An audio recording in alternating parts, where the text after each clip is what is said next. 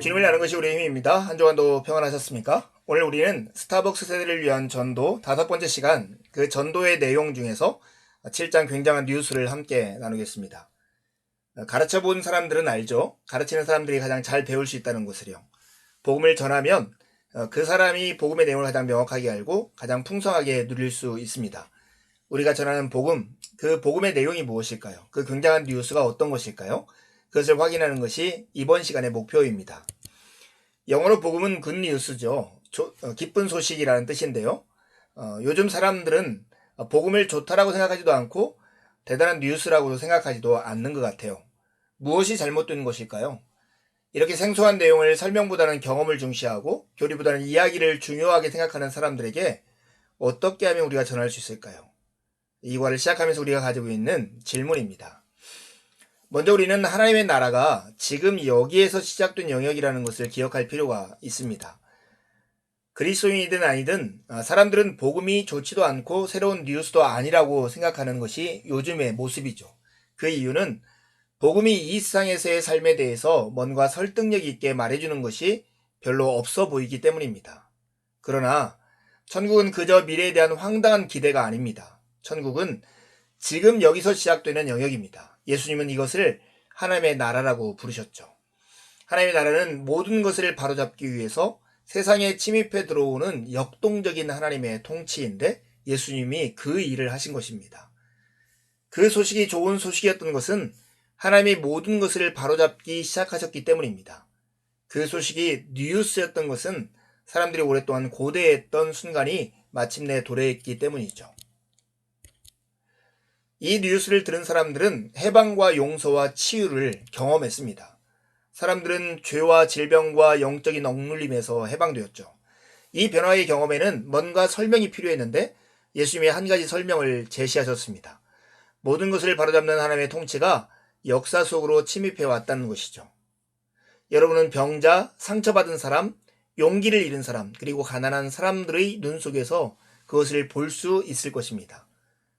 사람들과 그 나라들을 붙들고 있던 영적 무력증이 제거되고 있었던 것이죠. 하지만 이 좋은 소식이 모든 사람들을 기쁘게 한 것은 아니었습니다. 모든 사람이 이 뉴스와 뉴스를 전하는 사람들을 반긴 것은 아니었던 거죠. 기존 질서에서 혜택을 누리고 있던 종교인들은 위협을 느꼈습니다. 그들은 이방인 통치자의 손을 빌려서 예수님을 죽였죠. 그런데 놀라운 일이 벌어졌어요. 패배가 승리로 바뀐 것입니다. 예수님의 생명이라는 씨앗이 땅에 떨어져 온 세상을 향해 생명을 나누어 주는 것이 가능하게 되었던 것입니다. 우리는 사람들에게 십자가는 용서를 의미한다고 말을 하죠. 예수님이 우리의 죄값을 치르신 것입니다. 그리고 예수님의 부활은 우리가 죽음 이후에 얻게 될 생명, 천국에서 하나님과 함께 거함을 의미한다라고 말을 합니다. 이것이 지금까지 우리가 가졌던 메시지죠. 하지만 여러분, 이 하나님의 십자가와 부활이라는 영광스러운 복음이 지금 여기와 관련된 하나님 나라의 소식과 연결되지 않으면 사람들에게 복음은 기쁘게 들려지지 않는다는 것이 문제입니다. 우리는 지금 여기와 관련된 하나님 나라의 좋은 소식을 빠뜨렸던 것입니다. 이렇게 축소된 메시지, 이 메시지는 성경적이지도 효과적이지도 않습니다. 우리는 모든 것을 바로잡고자 침입해오는 역동적이고 변혁적인 하나님의 통치를 정적이고 밋밋한 개념으로 대체해버렸고 예수님의 죽음과 부활은 신자 개개인을 위해 몇 가지 문제를 해결해주는 사건으로 만들어버렸습니다. 특히 그렇게 축소된 좋은 소식은 죄책감을 어떻게 다룰지, 우리가 죽은 후에 미래에서 어떻게 안전을 확보할지, 그리고 우리의 모든 필요를 충족시켜주는 길들여진 예수님을 영접하는 일에 집중되어 있습니다.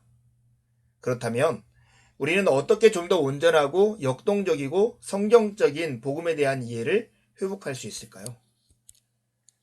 새로운 각도로 바라봐야 하는 것입니다. 여러분은 왜 많은 유대인들이 예수님을 메시아로 여기지 않았는지 궁금하지 않으세요? 그것은 그들의 기대와 달리 이스라엘이 해방되지 않았죠. 죄와 악이 뿌리 뽑히지 않았고 나라들이 즉시 돌아와 하나님을 경배하지 않았기 때문입니다. 이런 것들이 메시아와 하나님의 통치의 도래를 생각할 때 유대인들이 기대했던 바였습니다. 이 아이러니한 상태를 우리가 이해하기 위해서는 새로운 각도, 묵시적이고 종말론적인 시각이 우리에게 필요합니다. 복음 이해에 빠져있는 가장 커다란 조각, 우리가 절실히 회복해야 할 시각은 성경학자들이 묵시적 혹은 종말론적인 시각이라고 부르는 것입니다. 예수님이 모든 것을 바로잡는 하나님의 통치의 도래를 선포하셨을 때 그 시대 사람들은 예수님의 말씀을 예수님의 마지막 심판과 추수의 날이 왔다는 의미로 이해했습니다. 그 이해에 따르면 이스라엘과 세상 나라들은 심판을 받을 것이고 하나님의 통치가 확립될 것입니다. 그리고 세상은 하나님이 원래 계획하신 그 모습으로 돌아가게 될 것입니다. 하나님이 그분의 통치를 시작하고 확장시키는 방법이 무엇인지를 우리가 주목해야 하죠. 종말은 이미 역사 속에 씨가 뿌려졌고 개인적, 사회적, 국가적 변혁이 우리 삶의 주변의 모든 곳에서 일어나는 것을 우리는 볼 수 있습니다.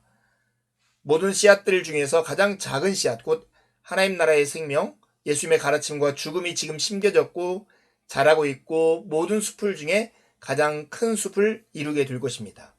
이 이야기의 핵심은 예수님의 죽음과 부활입니다. 그러나 예수님의 죽음과 부활이 어떻게 모든 것을 바로잡는 역동적인 하나님의 통치를 가능하게 할까요? 그것은 역사의 정점의 빛 안에서 예수님의 죽음이 성취한 의미를 해석할 때 가능해집니다. 시간의 끝이 시간의 중간에 돌입해 온 것이죠. 선지자와 예언자들이 선언한 바 나라들의 특히 이스라엘 나라의 심판과 추수가 골고다로 향하는 예수님을 바라보는 모든 사람의 눈앞에서 지금 벌어지게 된 것입니다. 예수님은 죄가 없으셨죠? 하지만 이스라엘은 죄 가운데 있었고 예수님은 죄 가운데 있는 이스라엘과 자신을 동일시하고 하나로 묶으셨습니다. 세례 때 이미 그는 이스라엘과 자신을 동일시하셨는데 죽음을 통해서 그 동일시함을 온전케 완성하셨습니다. 그리고 그렇게 하나님은 십자가에서 이스라엘과 나라들을 심판하셨습니다. 이렇기 때문에 그리스도 안에 있는 우리에게, 이스라엘에게 이 복된 결과가 올 수 있었던 것입니다. 예수님과 자신을 동일시하는 사람들, 곧 믿는 사람들은 누구나 이미 그와 함께 죽은 것입니다. 죄는 처리되었죠. 지금 못이 박혔고 십자가가 세워졌고 나무에 매달리는 저주가 쏟아 부어졌기에 그리스도 안에 있는 사람은 더 감당해야 할 최후의 심판이 없는 것입니다. 그리스도 안에서 우리의 몸과 존재의 부활은 하나님의 성령을 선물로 받음으로써 확실히 보증되었습니다.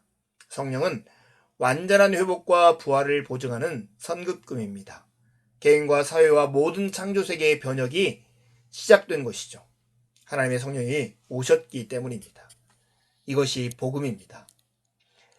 우리가 말하는 구원은 이 복음의 결과이죠. 구원은 하나님의 은혜로운 통치가 회복되는 것입니다. 구원은 과거, 현재, 미래의 개인과 공동체와 나라들과 모든 피조물을 위해 하나님의 은혜로운 통치가 회복되는 것이 바로 구원인 것입니다. 구원은 복음의 결과입니다. 복음을 아는 데서 한 걸음 더 나아가서 우리는 어떻게 그것을 다른 사람과 나눌 수 있을까요? 바울이나 베드로나 그리고 예수님과 같은 성경의 인물들은 모든 것을 바로잡고자 침입해오는 하나님의 통치의 복음을 어떻게 나누었을까요? 먼저 우리는 복음의 주제를 명확히 알아야 합니다. 이 이야기의 줄거리는 언제나 모든 것을 바로잡으시는 하나님의 역동적인 행위가 되어야 합니다. 죄의 용서나 천국이나 다른 개인의 유익은 이 하나님의 전체 이야기의 일부에 불과합니다.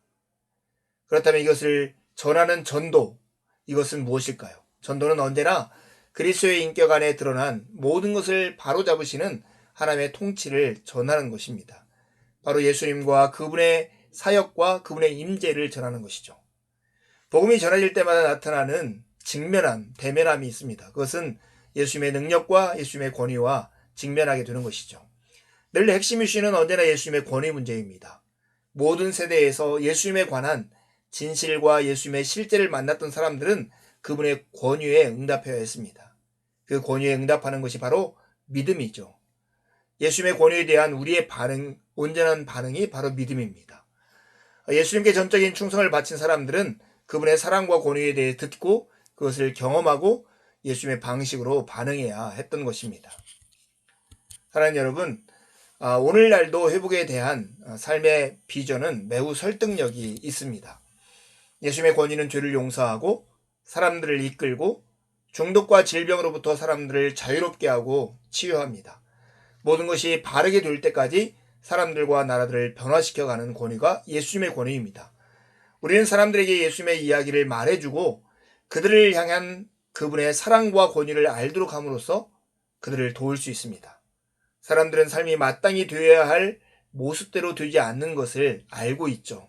그러므로 오늘날 우리의 삶을 회복하고 갱신된 삶을 약속하는 이 비전은 매우 설득력이 있습니다. 그것은 정말로 좋은 소식입니다. 기쁨으로 여러분들 복음을 나누시고 예수님에 대해서 말하십시오. 두 가지 질문하고 이 과를 마치려 합니다. 예수님이 전한 복음은 하나님의 나라가 가까이 왔다는 것이죠. 그렇다면 하나님의 나라는 무엇입니까? 오늘날도 회복되고 갱신된 삶의 비전은 매우 설득력이 있습니다. 정말로 좋은 소식이죠. 이 소식을 여러분 누구에게 전하고 싶습니까? 한 주와도 주님의 은혜를 의지해 살고 복된 주일에 함께 만나 기쁨으로 하나님을 예배하시죠. 감사합니다.